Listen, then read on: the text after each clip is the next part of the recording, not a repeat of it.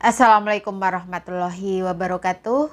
Di kesempatan kali ini aku mau share video keadaan di dalam pesawat di atas awan dengan ketinggian 30.000 kaki di atas permukaan laut, guys.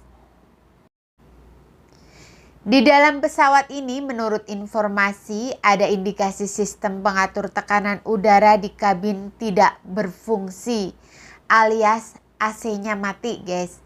Gangguan ini menyebabkan suhu udara di kabin sangat panas. Akibatnya ada beberapa bayi dan anak kecil pun pada nangis saking pengap dan gerahnya di dalam ruangan dengan segitu banyaknya orang.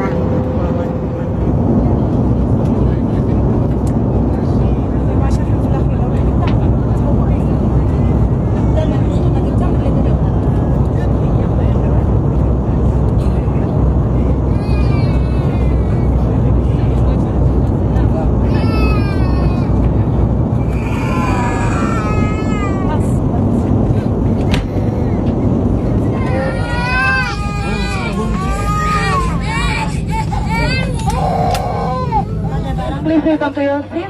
Keep calm and remain seated until the aircraft has come to completely stop and the passenger personnel faces on the jet. Gila nih, super jet.